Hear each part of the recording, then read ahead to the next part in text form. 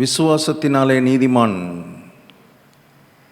பிழைப்பான், விசுவாசத்தினால தான் அவன் பிழைக்க முடியும் என்று ஆண்டவர் செட் பண்ணி வச்சிட்டார்.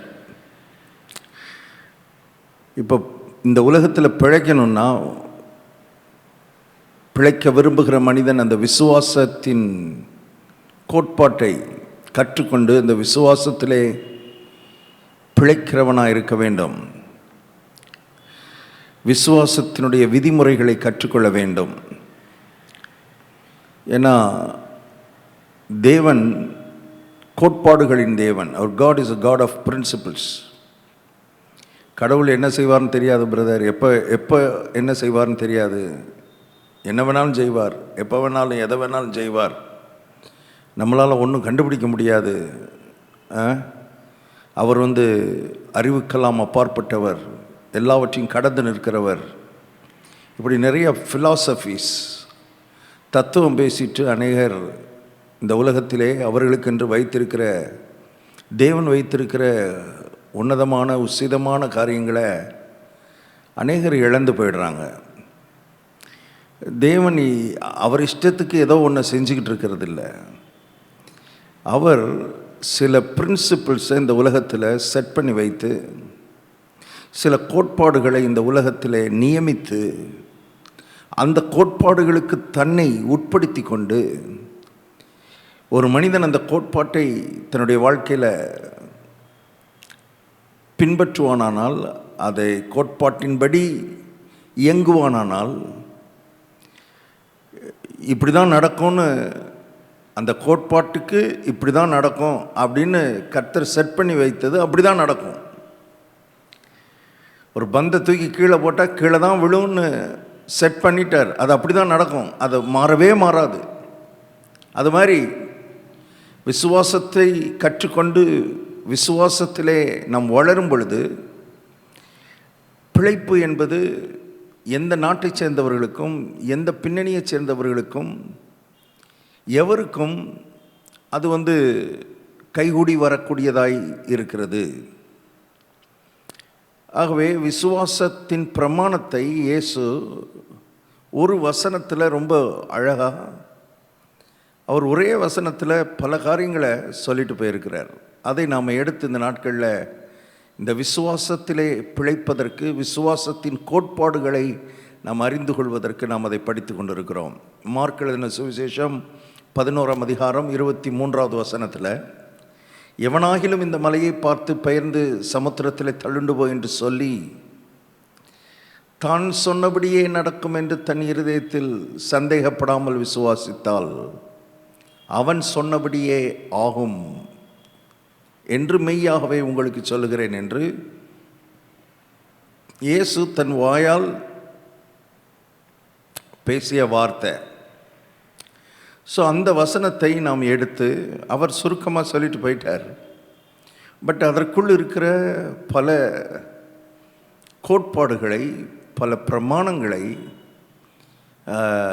we have been meditating for last couple of days. So ஆவி உலகம் இயற்கை உலகத்தை கட்டுப்படுத்துகிறது.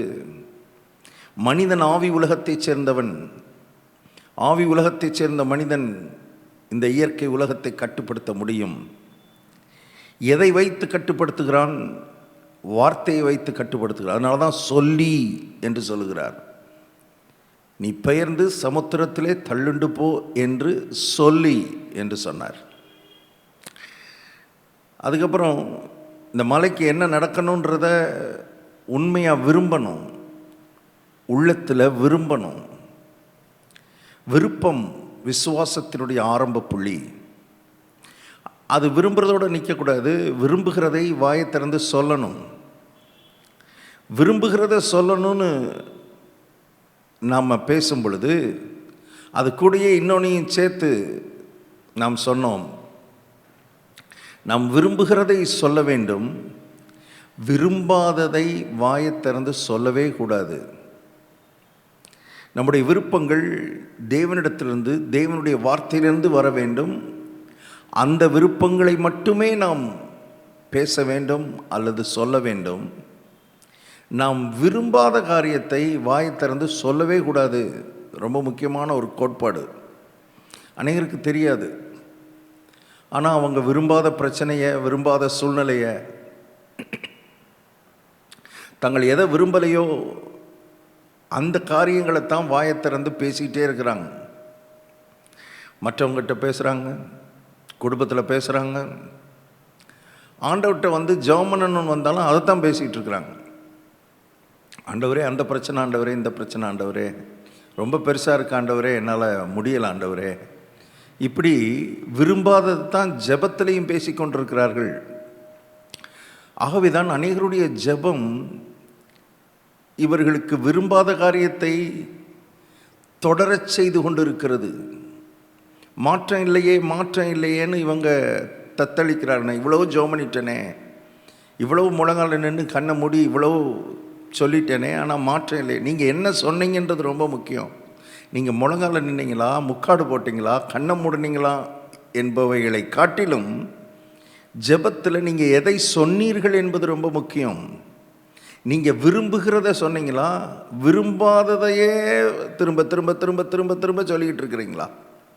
நம்ம விரும்பாததை தான் அநேக நேரங்களில் பேசி கொண்டிருக்கிறோம். ஸோ இதையெல்லாம் நீங்கள் கொஞ்சம் கவனித்து நம்முடைய வாழ்க்கையிலே எந்த பகுதியிலே மாற்றங்களை கொண்டு வரணுமோ அந்த பகுதியில் மாற்றங்களை கொண்டு வருவது ஒரு பெரிய நம்முடைய பர்சனல் லைஃப், தனிப்பட்ட வாழ்க்கையிலும் நம்முடைய ஆவிக்குரிய வாழ்க்கையிலும் ஒரு பெரிய முதிர்ச்சியை இது கொடுக்க ஆரம்பிக்கும். ஏன்னா நம்ம என்ன பேசுகிறோம் என்பது ரொம்ப ரொம்ப முக்கியம். இது கர்த்தர் வந்து எவனாகிலும் இந்த மலையை பார்த்து நீ பெயர்ந்து சமுத்திரத்தில் தள்ளுண்டு போ என்று சொன்னால் அவன் சொன்னபடியே நடக்கும்னு சொல்லலை. அப்படி சொல்லியிருந்தால் அது ரொம்ப ஈஸியாக போயிருந்திருக்கும். ஆனால் அவர் அப்படி சொல்லலை, அப்படி சிஸ்டம் அப்படி வைக்கலை. அவர் வந்து அதை செட் பண்ணும்போது அப்படி செட் பண்ணலை. சொன்னால் நடக்கும்னு சொல்லலை, சொல்லி தான் சொன்னபடியே நடக்கும் என்று தன் இருதயத்தில் சந்தேகப்படாமல் விசுவாசித்தால் அவன் சொன்னபடியே ஆகும்னார். அப்போ இது வெறும் சொல்கிறது மாத்திரமல்ல, விசுவாசிக்கிறது இது ரொம்ப முக்கியம். வாய் மாத்திரம் இன்வால்வ் ஆகலை, நம்முடைய இருதயமும் இன்வால்வ் ஆகிறது.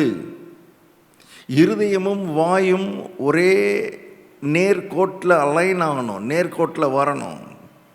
நம்ம இருதயத்தில் ஒன்றை நினச்சிக்கிட்டு வாயில் வேற ஒன்றை சொல்லும்போது வேலை நடக்காது, மலை நகராது, மலை பெயர்ந்து போகாது.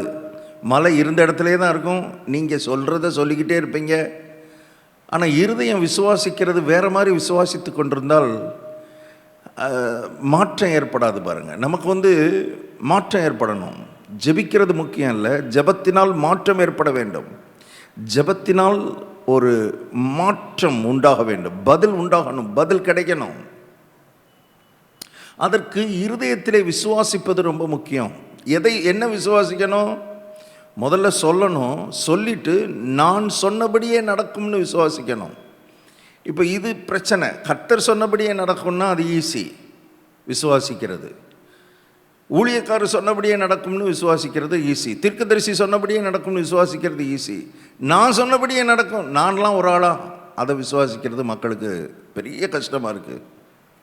இதைத்தான் நான் வந்து கடந்த 2 நாட்களாய் உங்களோடு பகிர்ந்து கொண்டு இருக்கிறேன். 2-3 நாட்களாய் நாம் நம்மை குறித்த ஒரு தெளிந்த எண்ணம் உள்ளவர்களாக இருக்க வேண்டும். ரோமர் 11:3 நான் வாசித்து காண்பித்தேன். அவனவன் தன்னை குறித்து ஒரு தெளிந்த எண்ணம் உள்ளவனாய் எண்ண வேண்டும். முடிஞ்சா எண்ணுங்கன்னு சொல்லலை, எண்ண வேண்டும். அப்போ நம்மை குறித்த ஒரு பார்வை வேதத்தின் அடிப்படையிலான சரியான பார்வையாக இருக்கணும். நம்மை குறித்த சரியான அடையாளம் நமக்கு தேவை. இந்த ஐடென்டிட்டியில் பெரிய பிரச்சனை மக்களுக்குள்ளே இருக்கிறது. ஐடென்டிட்டி கிரைசிஸ், அடையாள நெருக்கடி, அடையாள குழப்பம், ஐடென்டிட்டி கன்ஃபியூஷன். மக்களுக்கு தாங்கள் யாருன்னே தெரியலை. ரட்சிக்கப்பட்டிருக்காங்க, ஞானஸ்தானம் எடுத்திருக்கிறாங்க, அபிஷேகம் பெற்றிருக்காங்க, சர்ச்சுக்கெல்லாம் போகிறாங்க, எல்லாம் நடக்குது. But really who they are என்கிறதுல ஒரு பெரிய குழப்பம், கன்ஃபியூஷன். அதனால தான் வேதத்தை நாம் கொஞ்சம் கூர்ந்து கருத்தாய் படிக்க வேண்டியது மிக அவசியம்.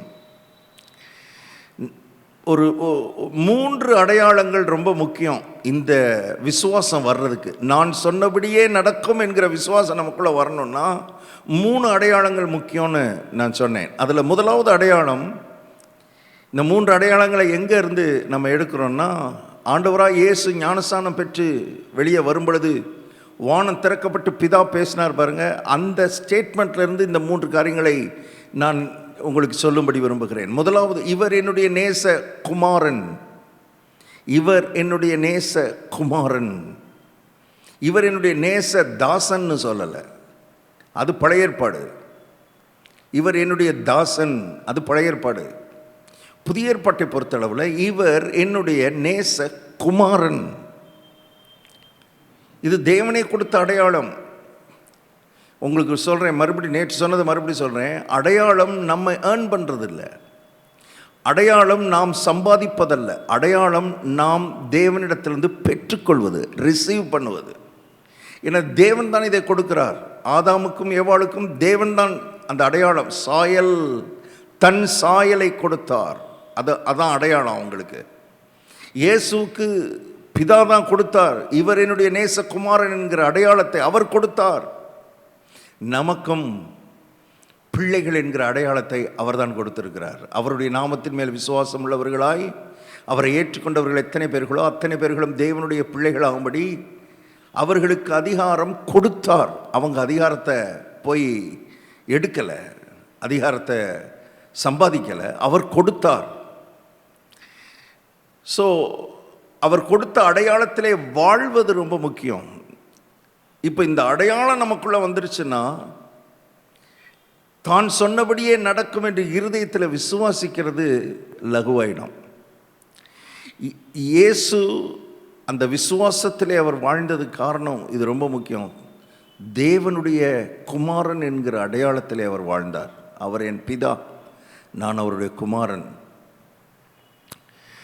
ரொம்ப நம்முடைய இருதயத்தை ஆழத்தில், ஆழ் மனதில், அந்த சப்கான்சியஸில் இந்த உணர்வு நமக்குள்ளே வரணும்னு கர்த்தர் விரும்புகிறார். It may take time. இதை திரும்ப திரும்ப நம்ம கேட்கவும், திரும்ப திரும்ப நம்ம மனதில் தியானிக்கவும், இதற்காக திரும்ப திரும்ப மறுபடி கர்த்தருக்கு நன்றி செலுத்தவும், கர்த்தரை துதிக்கவும். இவ்வளோ பெரிய தேவனுக்கு என்னைய பிள்ளைன்ற அந்த அந்தஸ்தில், ஸ்தானத்தில் கொண்டு வந்து நிறுத்தினதுக்காக உமக்கு ஸ்தோத்திரம்னு திரும்ப திரும்ப சொல்லவும், அதை ஞாபகப்படுத்தவும், அதை நமக்கு நாமே அருமையானவர்களே வாயை திறந்து அறிக்கையிட்டு கர்த்தருக்கு நன்றி செலுத்தவும் செய்யும் பொழுது, இது உள்ள ஆழ் மனதில் இது போய் பதிந்து விடும். ஆழ் மனது ரொம்ப முக்கியம் பாருங்கள். இருதயம் இங்கிலீஷில், அதாவது பைபிளில் இருதயம் என்கிற வார்த்தை அந்த ஆழ் மனதை குறிக்கிற வார்த்தை.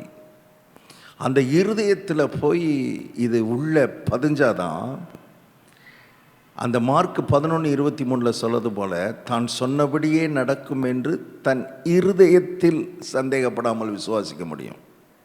ஏன்னா இருதயத்தில் நான் தேவனுடைய குமாரன், தேவனுடைய பிள்ளை என்கிற அந்த உணர்வு அந்த ஆழ் மனதை போய் தொடணும்.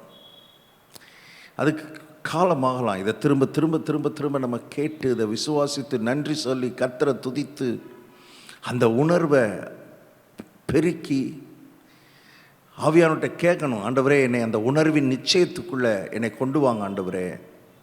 நான் பிள்ளைன்ற ஆவியானவர் உள்ளே இருந்து சாட்சி கொடுத்துக்கிட்டு இருக்கிறான்னு வேதம் சொல்லுது. நாம் அவருடைய பிள்ளைகளாக இருக்கிறோம் என்று ஆவியானவர் நம்முடைய ஆவியுடனே கூட சாட்சி கொடுக்கிறார். அதெல்லாம் நமக்கு கவனிக்கிறதில்ல, அதை உள்ளே பார்க்கறதில்ல. ஸோ நாம் அந்த அடையாளத்தையே நம்ம என்ன செஞ்சிடறோன்னா மறந்துடுறோம். நம்முடைய உண்மையான அடையாளத்தை மறந்துட்டு நம்ம என்னமோ பண்ணிக்கிட்டு இருக்கிறோம். அடையாளத்தை மறந்துட்டோம்னா நம்ம இருக்க வேண்டிய இடத்துல இருக்காமல் நம்ம வேற எங்கேயோ இருப்போம். If you forget your identity, உங்கள் பொசிஷனை இழந்துருவீங்க, உங்கள் ஸ்தானத்தை இழந்துருவீங்க, உங்கள் அந்தஸ்தை இழந்துருவீங்க. தேவனுடைய பிள்ளைன்ற அடையாளத்தை மறந்துட்டா you will lose your prestige. உங்களுக்கென்று கர்த்தர் கொடுத்த அந்தஸ்தையும் கௌரவத்தையும் இழந்துருவீங்க. அப்படி தான் ஒருத்தர் இழந்துட்டான். தகப்பனுடைய சொத்து வேணும், தகப்பனுடைய ஆஸ்தி வேணும், அதெல்லாம் எடுத்துகிட்டு போய் அதெல்லாம் நம்மக்கிட்ட இருந்தாலே, ஆசீர்வாதம் நம்மக்கிட்ட இருந்தாலே நம்ம லைஃப் முழுவதும் நல்லா இருந்துருவோம் போல இருக்குன்னு நினச்சிட்டான். ஆஸ்தியை விட அடையாளம் முக்கியம். கவனிங்க, ஆவியானவர் பேச விரும்புகிறார். மக்களுக்கு ஆசீர்வாதம் அதை கொடுங்க, இதை கொடுங்க, அதை செய்யுங்க, இதை செய்யுங்கன்னு இப்படியே கேட்டு பழகிட்டோம். பட் என்னுடைய அடையாளத்தை குறித்த வெளிப்பாட்டை தாரும் ஆண்டவரேன்னு கேட்க மாட்டோம். அதை பற்றியெல்லாம் நமக்கு ஜெபமே வராது. அடையாளத்தை குறித்த ஒரு வெளிச்சத்தை எனக்கு தாரும், நான் இன்னார் என்பதை நான் அறிந்து கொள்ள, புரிந்து கொள்ள என் மனக்கண்களை பிரகாசமாக்கும். இந்த இளையகுமாரன் இருக்கிறானே, லூக்கா 15 அதிகாரத்தில் இளையகுமாரன் ஆஸ்தியை கேட்டான். அவன் என்னன்னா ஆஸ்தியை வச்சு எல்லாத்தையும் நம்ம லைஃபே செட்டில் ஆயிடலாம், நம்ம பாட்டுக்கு வாழலாம், நமக்கு இந்த தகப்பனுடைய பிள்ளைன்ற அடையாளத்தை பற்றியெல்லாம் அவனுக்கு ஒரு பெரிய முக்கியத்துவம் இல்லை, அதுக்கு ஒரு மரியாதை இல்லை, அதுக்கு ஒரு வேல்யூ இல்லை அவனை பொறுத்தளவில். கடைசியில் அடையாளத்தை தொலைச்சிட்டான், அடையாளத்தை மறந்துட்டான், ஆஸ்தியும் தொலைச்சிட்டான். இப்போ ஆஸ்தியெல்லாம் போன பிறகு, எல்லாம் அவனை விட்டு போன பிறகு, பன்றி குடிசைக்குள்ளே உட்காந்துருக்கும்போது அவனுடைய ரியல் ஐடென்டிட்டி லேசாக அவனுடைய மனதுக்குள்ளே வருகிறது. நான் யார், எங்கள் அப்பா யார், எங்கள் அப்பா எப்படிப்பட்டவர், அவர் எவ்வளவு பெரியவர், அவர் எவ்வளவு பெரிய ஐஸ்வர்யவான், நான் இப்படியா கிடக்கிறது, நான் இந்த இடத்துல இருக்க வேண்டிய ஆள் இல்லையே, நான் இந்த பன்றி குடிசைக்குள்ளே இருக்க வேண்டிய ஆள் இல்லையே. கர்த்தர் சொல்கிறார், நீங்கள் இப்போ இருக்கிற நிலையில் இருக்க வேண்டிய ஆள் இல்லை. நீங்கள் யாரோட கர்த்தர் பேசுகிறார். நீங்கள் இப்போ இருக்கிற அந்த சூழ்நிலையில் நீங்கள் இருக்க வேண்டிய ஆள் இல்லை. எதுக்கு முக்கியத்துவம் கொடுக்கணுமோ அதுக்கு முக்கியத்துவம் கொடுக்காம, எதுக்கு முக்கியத்துவம் கொடுக்கக்கூடாதோ அதுக்கு முக்கியத்துவம் கொடுத்ததுனால இந்த சூழ்நிலையிலே உட்கார்ந்துருக்கிறோம். நீங்கள் இப்படி இருக்கிற ஆள் இல்லை. உங்கள் அப்பா யார், உங்கள் தகப்பன் யார், அவர் எவ்வளவு மகத்தானவர், எவ்வளவு மகிமையானவர். நீங்கள் இப்படி இருக்க வேண்டிய அவசியம் இல்லை.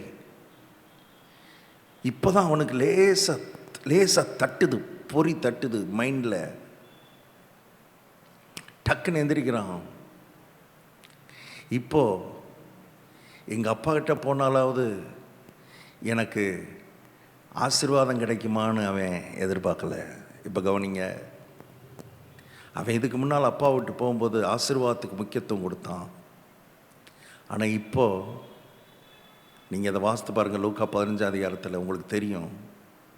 அவன் ஆசீர்வாதத்தை பற்றியெல்லாம் பேசலை, அடையாளத்தை பற்றி பேசுகிறான். அவன் என்ன சொல்கிறான் தெரியுமா? அப்பாகிட்ட போய் நான் பேச போகிறேன், அப்பாட்ட போய் நான் சொல்ல போகிறேன், தகப்பனே நான் உமக்கு விரோதமாகவும் பரத்துக்கு விரோதமாகவும் பாவம் செய்துட்டேன், அதனால் என்னைய பிள்ளையாக நீங்கள் ஏற்றுக்கொள்ள வேண்டாம், வேலைக்காரனை ஏற்றுக்கொள்ளுங்கள். He was talking about his identity. ஆவியானவர் நமக்கு இதை வெளிப்படுத்துவாராக, இந்த ரெவலேஷனாக கொடுப்பாராக.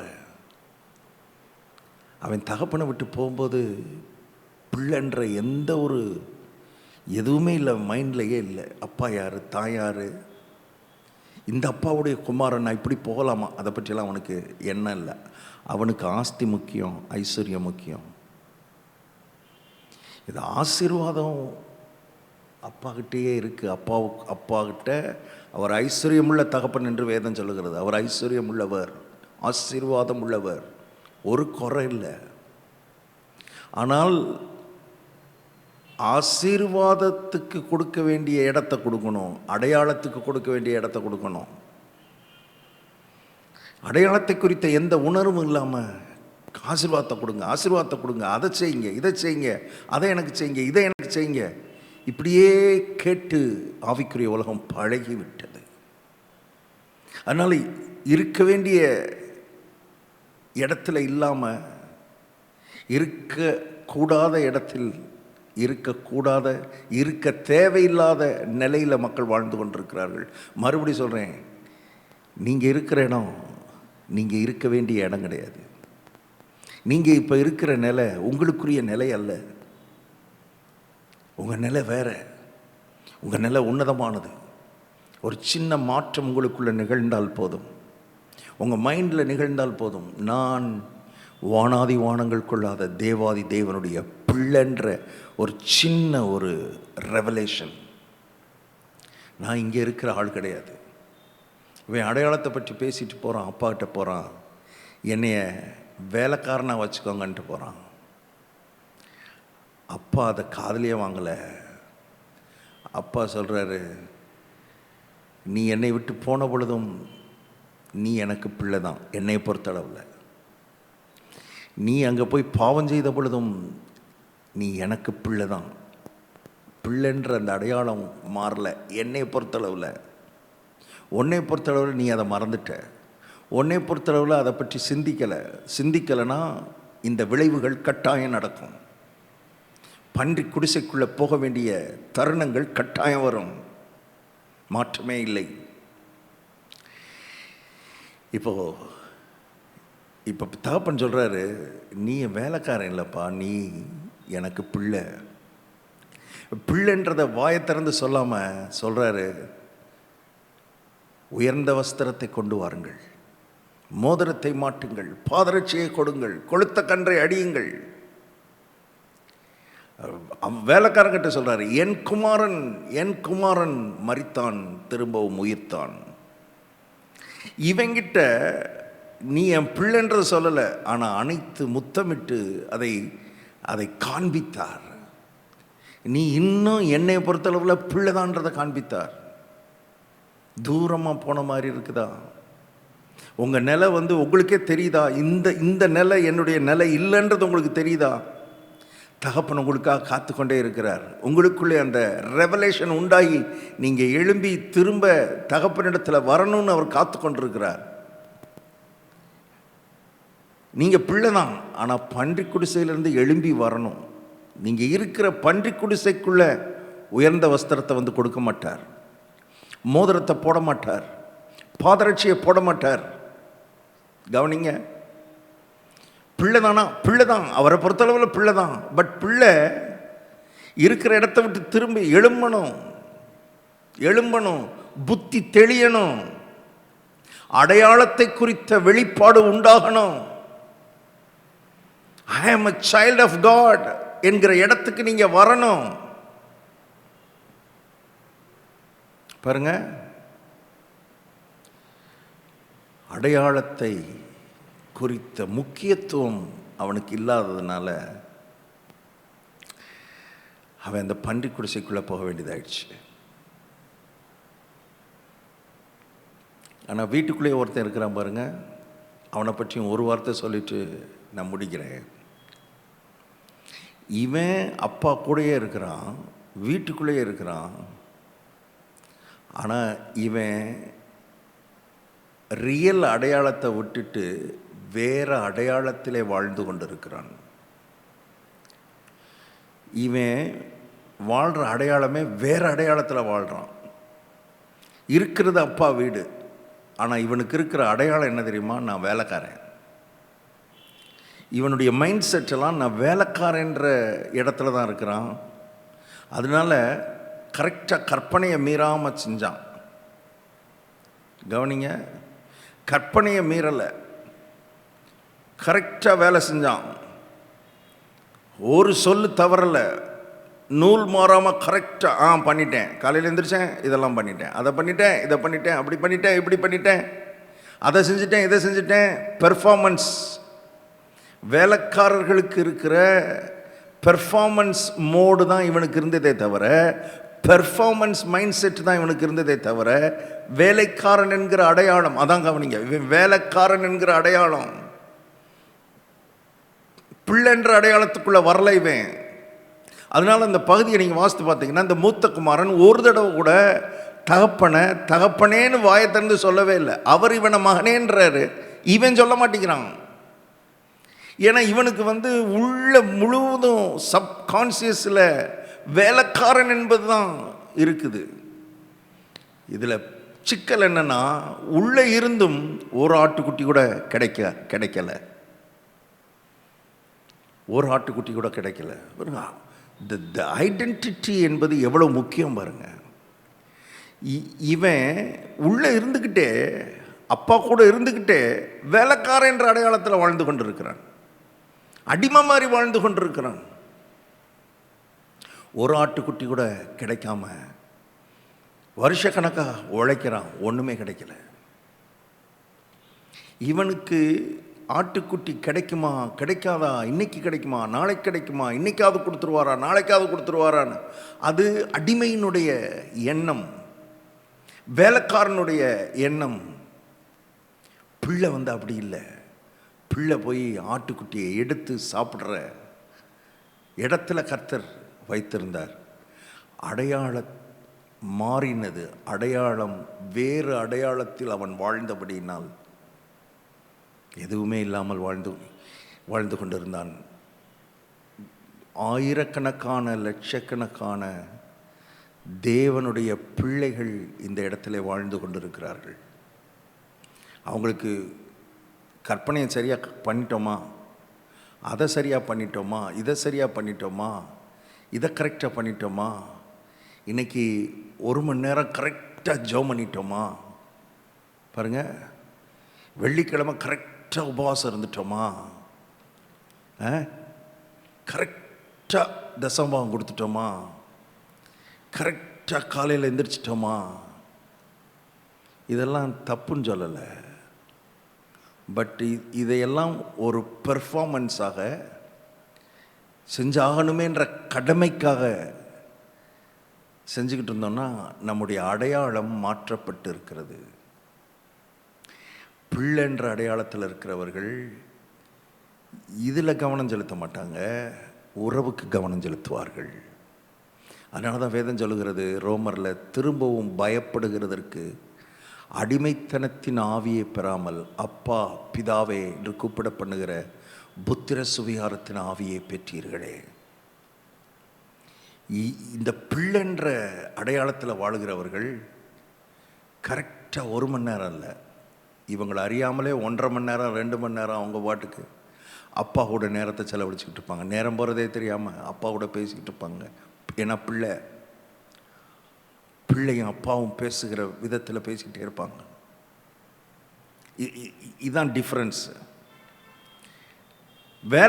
வேலைக்காரன் அடிமை என்ன பண்ணுவோன்னா, கரெக்டாக அந்த இன்றைக்கி 1 மணி நேரம் ஜெபிக்கணும், அந்த 1 மணி நேரம் டான் முடிஞ்சோடனே இயேசுவின் நாமத்தில் பிதாவே ஆமென், அப்பாடா கடமை முடிஞ்சிச்சு, இனி நாளைக்கு பார்ப்போம். There is no relationship. இதனால தான் பல வருஷம் கிறிஸ்தவ வாழ்க்கை வாழ்ந்தும் எதையுமே பெற்றுக்கொள்ளாமல், எதையுமே அனுபவிக்காமல், கர்த்தர் மேலே ஒரு பெரிய மனத்தாங்கலோடு, கர்த்தர்கிட்ட ஏகப்பட்ட கேள்வியோடு கோபத்தோடு, அந்த மூத்த குமாரனுக்கு அதெல்லாம் இருந்துச்சு. லூக்கா 15 அதிகாரத்தை வாசித்து பாருங்கள்.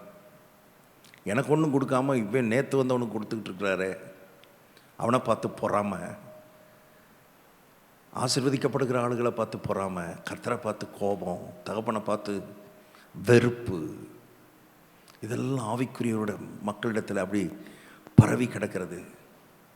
இந்த உள்ளான மாற்றத்தை கர்த்தர் கொடுக்கும்படி விரும்புகிறார். இதெல்லாம் சரிப்படுத்தணும்னா அடையாளம், நான் தேவனுடைய பிள்ளை என்ற அடையாளத்துக்கு வரும் பொழுது இந்த உள்ளே ஒரு மாற்றம் ஏற்படுகிறது. உங்கள் சப்கான்சியஸில் உங்களுக்குள்ளே ஒரு விசுவாசம் துளிர்விட ஆரம்பிக்கும். நான் சொன்னபடியே நடக்கும். ஜெபிப்போம். நல்ல பிதாவே, நீர் எங்களோடு பேசுகிற வார்த்தைகளுக்காக ஸ்தோத்திரம். உம்மோடு உறவிலே இருக்கும்படி எங்களை பிள்ளைகளாக மாற்றியிருக்கிறீர்.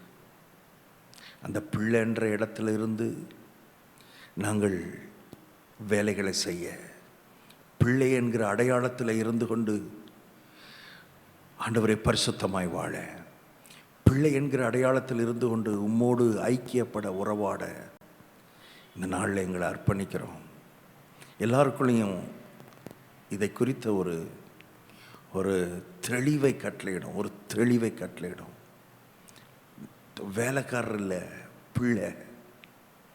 பிள்ளை என்ற அடையாளத்தோடு வாழ கர்த்தர் உதவி செய்யும்.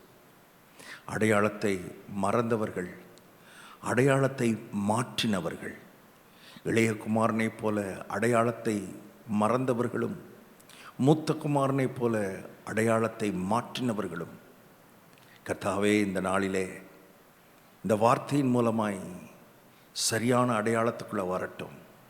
நான் தேவனால் பெற்றெடுக்கப்பட்ட பிள்ளை என்ற அந்த உணர்வுக்குள்ளே வர கர்த்தர் உதவி செய்யும்.